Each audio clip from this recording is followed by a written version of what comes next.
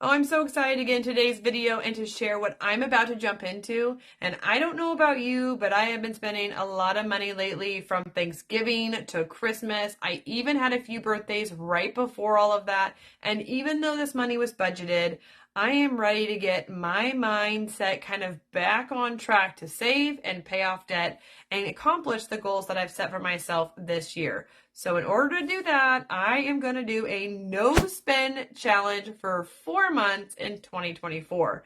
Now, there's a lot of ways and lengths to do a no spend challenge, all the way from an entire year to a 30-day to a week or something fun like 4 months in 2024. And I hope you will join me. But I think before committing to one, it's going to be important for you to think about what's upcoming in your own life. Look ahead and make sure that you're being realistic with the expectations that you're setting for yourself.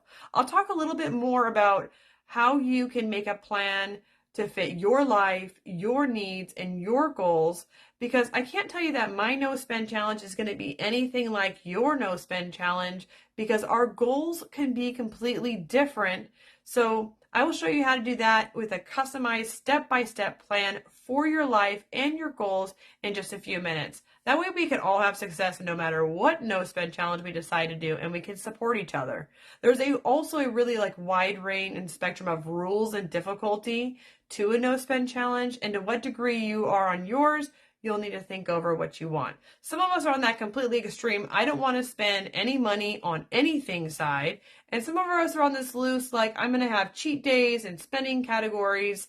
And so you got to see where you are on that. I think I'm probably somewhere right there in the middle. If I go on the too loose of cheat days, I'll just end up making excuses to spend money on all kinds of things I shouldn't. And if I'm not really on that super extreme side either, I feel like that's a little bit too rigid and I would burn out and it would be too much for me. I'm right there in that middle, and I'll show you what I mean in just a minute. But before you choose where you are on that spectrum, you need to clearly define why you're doing this and what is the goal of a no spend challenge right now in your life. This is really going to help to see kind of where you fit on that spectrum. So for instance, I'm doing this because I want to be debt free. I am tired of debt in my life. I want to be obedient to the Lord in regards to my money. And I also want to start saving more so that I can live and give like I was meant to. So that's my why. That's my goal. Maybe your why is that you've been behind on bills and you want your bills all caught up once and for all. I've been there. I get that. So your no spend challenge will be extremely motivated to finally find freedom from the pressure of not having enough to pay your bills and make ends meet. Or maybe your no spend challenge is you have dreamt of a dream vacation your whole life and not been able to do it. So this year you're going to start planning for it, set that date for next year, and finally go on that dream vacation of a lifetime. Or simply maybe it's time to start saving for your first house, or that new baby that's coming, or the first big investment so your financial future can be more secure. Whatever the goal is, make sure it's clearly defined. That way you can have that and keep it close during this process. Okay, this experience is going to produce, I think, a lot of good things for all of our lives. It's going to help some of us really stop that emotional spending that we have, or it will make us kind of look real hard at how we've become relaxed in our purchases. That lifestyle creep that we all experience, it can kind of seep in there without us even noticing. Or maybe it's going to increase our gratitude for what we already have in our lives, or help us save money in the process. This is by far one of the best ways I have ever thought about cutting out excess spending and stretching your dollar. And I'm really excited to gain this new sense of control over my finances and create a more positive mindset for my financial future. I think taking a step back from spending money, just stepping back from it and creating an atmosphere where I can think, reflect on what I've been spending money on and what I haven't been spending my money on, what's been serving me well, what hasn't been serving me, is going to be really eye-opening. I'm sure I'll be confronted with many times where I'm going to want to spend that money and I get to ask myself, why do I do this? It's going to be some really great self-reflection time, and I'm excited. This is my very first no spend challenge I've ever done, so I'm a little bit apprehensive. I'm also really excited, and I'm just going to take it one step at a time. Right here with you guys. I think it's kind of like what Martin Luther King said. You don't have to look at the whole, staircase. You don't have to see it all. You just need to take that first step. So I'm going to go ahead and take that first step and show you how I'm customizing my plan right here with you so you can do it along with me and we can start this no spend challenge together. Okay, grab yourself a pen and paper or something to map this out and we'll get straight into it. I got my coffee going here because I always need that. And I just want to show you these pages. Of course, I made some planning pages because it just helps me think and process to figure out exactly what I need to prepare for going into a no spend, exactly what my expectations are to make sure that they're not overreached or inappropriate, that they are in the scale of what I want for my family. And I just encourage you to do the same to making sure that you have all the success that you possibly need with going into a no spend. So let's go ahead and plan it out and see what's best for you and your no spend. I'm going to zoom you in so you can see this really well. All right, we're going to start out with kind of reflecting here and figuring out what's best. So once you decide when you want to do a no spend, go ahead and put that begin date. We're going to do a start date for myself is February 1st, and it will end February, March, April, May 31st. For me, because it's 4 months in 2024. And my goals that I have going here are, let's see, I want to be debt free. That's why I'm doing this. I got to keep this handy and close. I'm actually going to post this. I know it sounds kind of silly, but in my bathroom on top of my mirror, I'll take a picture and even send it and show y'all, just because this is so going to be important for me when I'm not feeling like I don't want to do it anymore. So I need to have this kind of forefront right in my face every day. So I want to be debt free. That's why I'm doing this. And I really want to be able just to live my life and give freely like I truly think that I was meant to. You know, with no debt, the possibilities of what I actually can do are so much more. Let's see if I'm meant to. Okay, talking, not writing. Okay.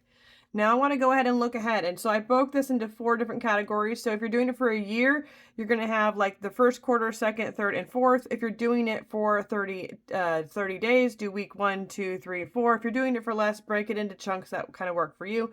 For me, I'm going to have February right here, and March, April, and May. And I kind of just want to think over, okay, what is ahead that I need to think and account for before going into a no spend? And I know in February we have Valentine's Day. Now, I already budget for this, and I've actually already saved for this, and so I'll just stay very frugal and very much within those means, and I won't spend anything extra that I have not already budgeted for. And then in March, I have St. Patty's Day.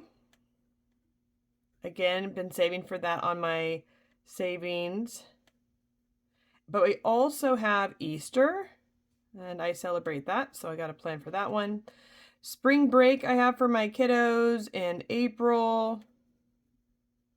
And in May, I have graduation parties that I need to think about that usually are kind of costly. So, and then for upcoming events, I don't have any kind of big upcoming events. You know, Christmas kind of took that thunder, but that's actually why I chose to do a no spend. So some of the reason why I chose this season this time was January, I was still recovering from Christmas. And even though a lot of people have chose to do January no spend, I kind of needed to be able to spend to relax and regain my composure from Christmas. And so I decided February for May was my least busy months of going and doing things and spending money and all of that. And so it'd be the most accomplishable. And so I think that when you're looking at your no spend, make sure you plan well, pick the season that's best for you, not a season that is going to set you up for failure, but the one that's going to set you up for success.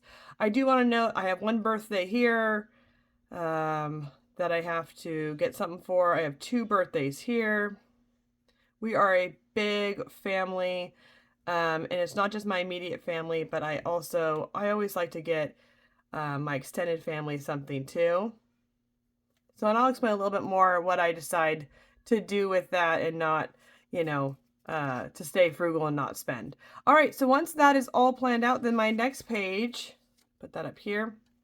I really want to make sure I take some serious action steps to set up myself, to remind myself what I'm going to do when I'm going on, doing the no spend, so I don't get overwhelmed and set myself up for failure. So the first thing I want to do is I'm going to do reverse grocery shopping. And this simply just means that I am going to create from my pantry. Let me write this, can't speak in right. I'm going to create from my pantry a list for all of the meat from my freezer, a list of everything in my pantry that I use as a side, and everything in my refrigerator. And then I'm going to grocery shop from my house first. So I'll match, maybe I have ground beef and I have corn and I have, I don't know, macaroni and cheese, and I will match those. And if they don't seem to match, I'm telling you, I will show you how to do this, but you could just literally ask Google, hey, Google, what do you make with meatloaf or with ground beef and mac and cheese? And it will tell you a bunch of different recipes that you could try, for your family. And it's kind of fun. Sometimes it's really good. Sometimes it's not worked out. You'll have to give it a shot and tell me what you think. But my kids kind of find that fun. I actually let them last time choose it, and it was quite a fun experience. All right. So I'm also going to prep my kids, right? This is a family affair. So if you have kids, adult kids, younger kids, people you're going to be around, it might be really important to talk them over with what you're doing. I'm going to show them the tracker that we're going to be using. I'm going to get them excited to check off that tracker or to fill it in, and the kind of goals that we're working as a family, because they know we're in a debt-free journey. So I want them to get excited about that. Next, I'm going to plan ahead of time free activities, because the thing is that if you don't plan and then it sneaks up on you, then you end up feeling disappointed that you can't go do something. And I actually have some ideas in here. Let's see if I can find it. I have some ideas in here of things that you can do on a no spend, from hiking to park days to library, farmer's market, lake day. And I also included some how to save some money, declutter your home, shop at home, swap and not shop. I don't know how many times I'm like, hey, to my sister, hey, I really need more Ziploc bags, but I bought 4 cases of the big ones and I need some smaller ones. You want to swap me some smaller ones? And she's totally down for it. And so if you have someone close to you like that, you can always swap and shop, yard sales, and just a couple other ideas that I have there for you if you're interested in looking that over. Okay, so I'm going to plan ahead some free things. This is really going to be something that I planned for spring break, because I'm going to have all those kiddos home, and I'm going to need to make sure that I have something already pre-planned. All right, next I am going to cut the budget for wallet categories. All right, and so this is going to be, let's see, let's go and put those categories right here. Let's look at right now with you. I'm not sure even what ones I'm going to do. Plan them out right here with you. Eating out will be one of them. I usually budget $90. Let's go a little bit less there. So we'll do eating out will be one of them. And I'm probably going to cut them all in half or almost in half. Date night, I'm going to cut that one down. And this will just be for the next 4 months, because I'm going to be as frugal as possible. You'll see in a minute, there is strict to semi-flexible to flexible. And I'm going to find myself right here in semi-flexible, because if I was strict, I would spend nothing at all. So there's people that will, pre-grocery shop, pre-plan, and spend not $1 at all during the no spend except for bills.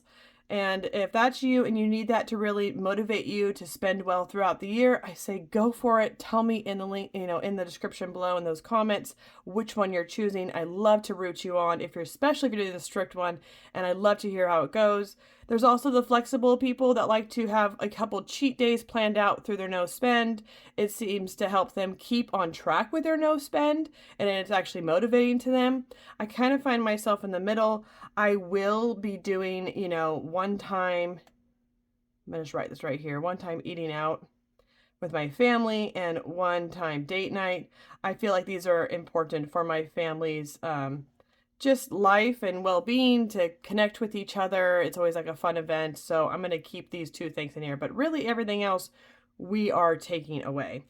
So, okay, kids extra, I'm going to keep that. That is if I forgot to budget for something and an emergency pops up, but hopefully I won't spend it and I'll be able to put it back into debt.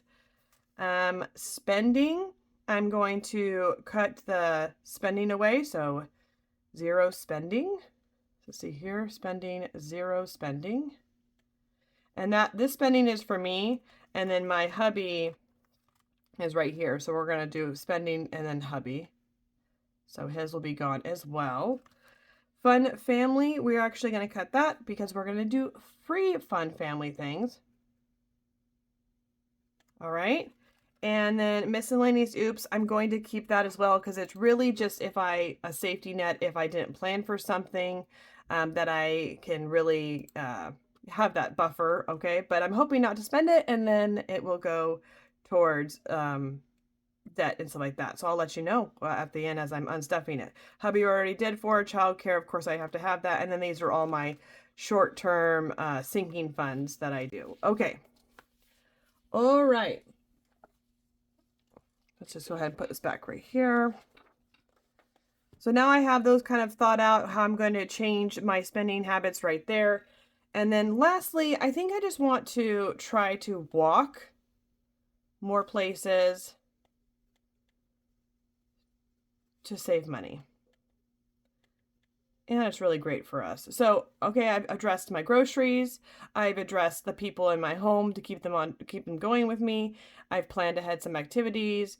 I've cut some cash out of my wallet, made myself a little more frugal. I've made some rules for myself that I am going to allow, but I could also say, but no spending, right? On anything else. So I find myself right here in this semi-flexible bubble there. Now I do want to address any possible kind of obstacles, and you are going to want to as well, because if you haven't really thought about these possible obstacles, when they arise, it's going to be much harder to defeat them. And so let's think about these ahead of time. Like I had said before, spring break is definitely one of them for me. Because all the kids are home, we usually go and do fun kid activities, and they are, costly. But I'm going to instead plan free activities ahead of time. And I'm going to plan one probably every day so that I'm just not tempted to spend a bunch of money. And one of those may be I'm going to go to the park and we're going to have a picnic that I make from home.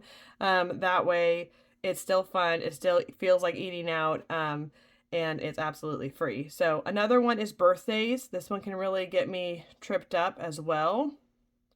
For all my family, I tend to just love to bless people with things, but instead I'm going to have only cards,